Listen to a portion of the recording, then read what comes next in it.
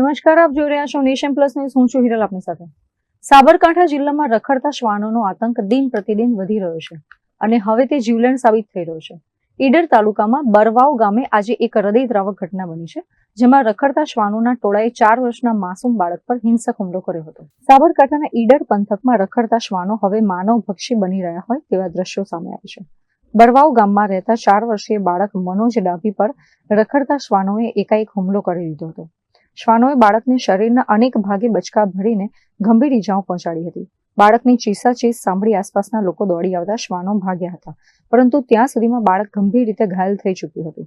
બાળકને તાત્કાલિક Idar civil hospital ખસેડવામાં આવ્યું હતું, જ્યાં પ્રાથમિક સારવાર બાદ તેની નાજુક હાલતને જોતા વધુ સારવાર અર્થે હિંમતનગર સિવિલ હોસ્પિટલ રિફર કરવામાં આવ્યું છે. બાળકનું નામ છે મનોજ સુનિલભાઈ ડાભી, ઉંમર 4 વર્ષ.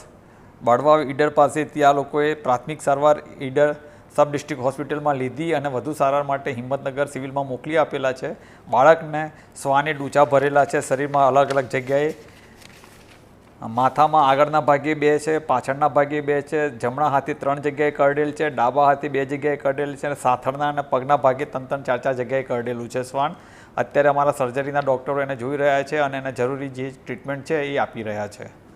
બાળકની સ્થિતિ અત્યારે હાલ તો સ્ટેબલ છે. આ ઘટનાને પગલે ગ્રામજનોમાં ભારે રોષ જોવા મળી રહ્યો છે. સ્થાનિકોનો આક્ષેપ છે કે બરવાવ ગ્રામ પંચાયત રખડતા શ્વાનોના ત્રાસને રોકવામાં સદંતર નિષ્ફળ રહી છે. વારંવારની રજૂઆતો છતાં તંત્ર દ્વારા કોઈ નક્કર કામગીરી કરવામાં આવતી નથી, જેના કારણે આજે એક માસૂમ બાળક જિંદગી અને મોત વચ્ચે ઝૂલા ખાઈ રહ્યું છે. પરિવારજનોએ તંત્ર સામે ગંભીર સવાલો ઉઠાવી જવાબદારો સામે કડક પગલાં લેવાની માંગ કરી છે. Jitendra Solanki, nation plus news, Sabarkantha.